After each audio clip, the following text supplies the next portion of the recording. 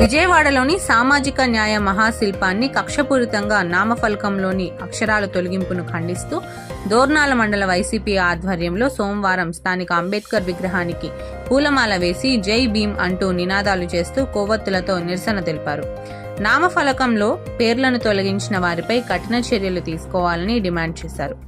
మండల కన్వీనర్ గంటా రమణారెడ్డి ఆధ్వర్యంలో నిర్వహించిన ఈ కార్యక్రమంలో మేజర్ పంచాయతీ సర్పంచ్ చిత్తూరి హారిక, వైఎస్ఆర్సీపీ ప్రజాప్రతినిధులు, నాయకులు, దళిత సంఘాల వివిధ సామాజిక వర్గ నాయకులు తదితరులు పాల్గొన్నారు.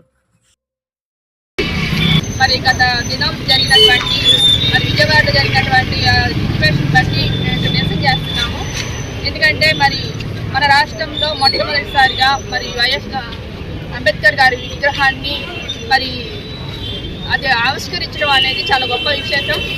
అది ఏ ముఖ్యమంత్రి ఏ పార్టీ వారైనా దాన్ని గౌరవించాలి. గత ప్రభుత్వం వారు చేసిన జగన్మోహన్ రెడ్డి గారు ఆ విషయంలో కొంచెం జోక్యం చేసుకొని ఆ విషయాన్ని అంబేద్కర్ యొక్క విగ్రహాన్ని ఆవిష్కరించడం జరిగింది. దాని తరఫున శిలాఫలకాల మీద ఉన్న పేర్లు తొలగించడం అనేది తీవ్రంగా ఖండిస్తున్నాము. ఎందుకంటే ఆయన రాజ్యాంగ నిర్మాత, మన దేశానికి ఎక్కువగా గౌరవించే వ్యక్తి ఉన్నారంటే ఆయన అంబేద్కర్ గారు ఒక్కలే.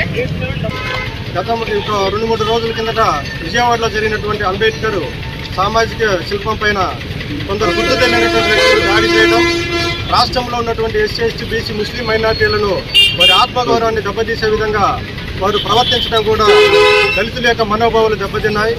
అలా చేయటము యొక్క దళితులను అవమానపరచడమే కాదు, భారత రాజ్యాంగ నిర్మాత డాక్టర్ బాబాసాహెబ్ అంబేద్కర్ గారిని కూడా అవమానపరిచినట్టుగా కూడా మనం అనుకోవాలి. ఇలాంటి దుశ్చర్యలకు పాల్పడినటువంటి వ్యక్తులను ఎవరైనా కానీ గుర్తించి ప్రభుత్వము చట్టపరమైన చర్యలు తీసుకుని వారిపైన దళితులకు న్యాయం జరిగేటట్టుగా చూడాలి.